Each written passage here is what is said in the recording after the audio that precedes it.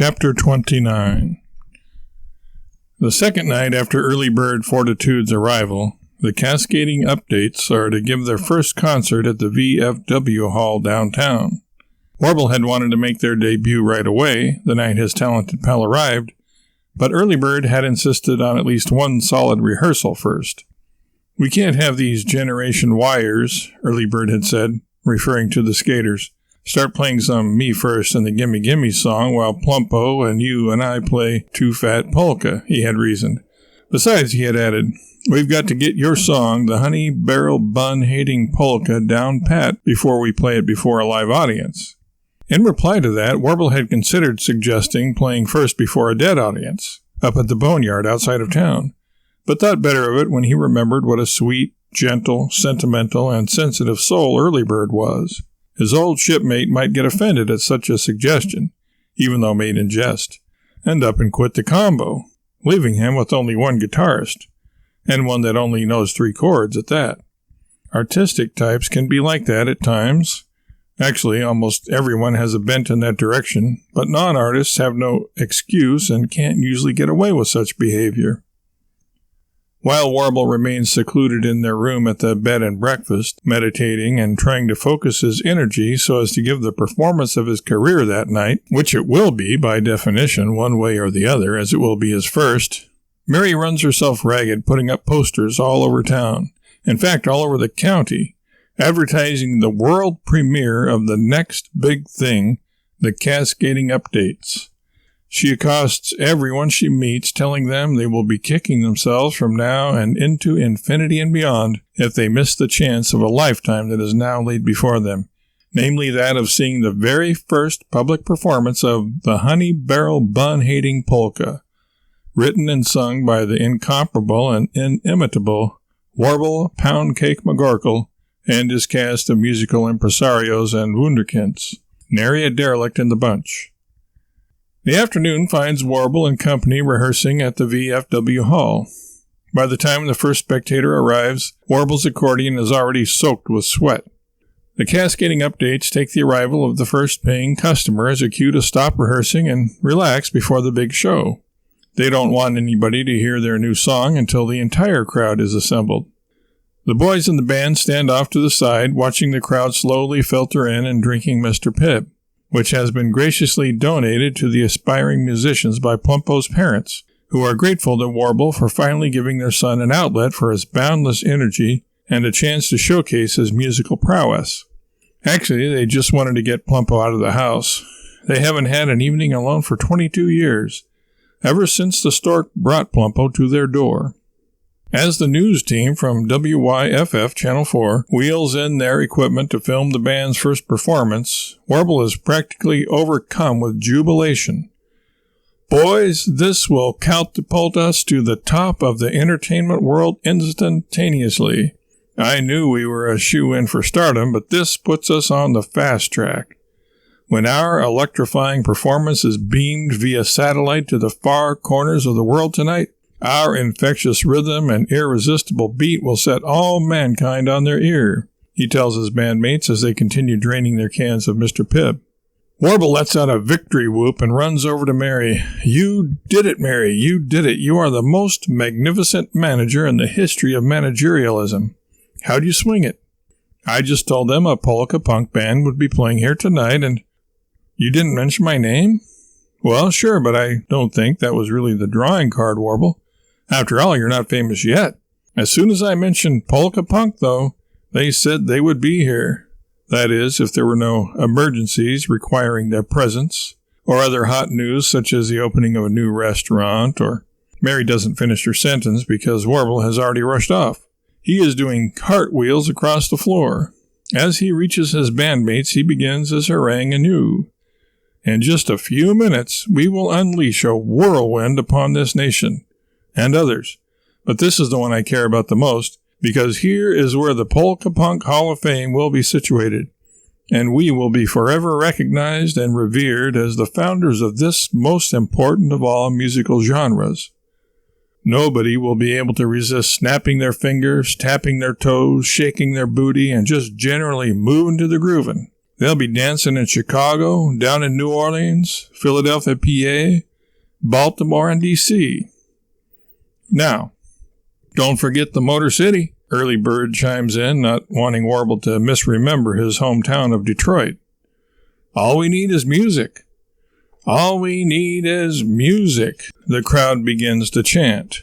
The television reporters, who seem a little restless, had broken a cardinal rule of reportage by initiating the chant. Warble turns to the rest of the cascading updates and says, "Do you hear that, boys? They can't wait for us to begin.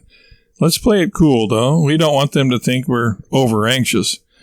Go ahead and finish your carbonated prune juice and... Wait a minute, give me that stuff." He yells and yanks the cans from the hands of all the imbibers one by one. He pours the remainders of the liquid into the nearest receptacle at hand, a punch bowl, and pushes his bandmates stageward. "Let's go, fellas.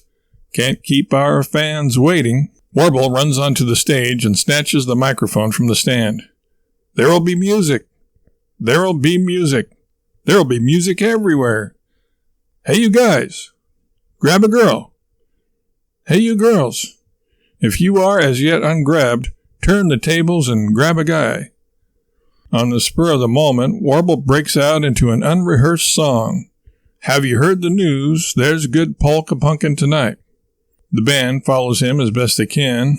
Early Bird does a creditable job of following Warble's lead and quickly informs the other band members of the song's key and turns to face his bandmates so that they can watch him and see the song's chord changes. Once the skater dudes have the chord progression down and are frenetically flailing away at their instruments, Early Bird spins around and faces the audience again. When the chorus comes around, a repetition of the song's title, Early Bird joins Warble at the microphone, a la Miami Steve Van Zandt sharing the mic with Bruce Springsteen. Forget those old fossils, Keith Richards and Mick Jagger, they're not worth mentioning. After the second verse and chorus, the band members each in turn take a solo. First is a supersonic, histrionic Eddie Van Halen Eat Your Heart Out solo by Early Bird Fortitude. Then fellow guitarist Plaster of Paris bangs away at some power chords throughout his chance to shine. Kamikaze blows all his cookies in the first bar and then repeats the riff over and over. NFN, no first name, Cat Atomic impresses with a furiously energetic drum solo whose power, if tapped, could supply all St. Augustine's energy needs for months to come. Warble follows Cat with an accordion solo that sounds like a blending of Tiny Bubbles and Bad Motor Scooter. Last but not least, Plumpo Tiddlywink is in the spotlight. His parents would be proud of him if only they were here to see him. They are taping the broadcast and will, believe me, watch it more than just a few times in the years to come. Warble blares out, "And on the tuba, St. Augustine, Florida's very own Plumpo Tiddlywink. Hit it, Plumpo!" It is then that a minor oversight becomes apparent. They didn't think to mic Plumpo's instrument. It hadn't been noticed until then, but even with the other instruments playing at a relatively subdued volume, Plumpo's tuba can barely be heard above the din. Warble, ever the paragon of American ingenuity, dives headfirst to the floor and shoves the microphone up the tuba's cavernous recess.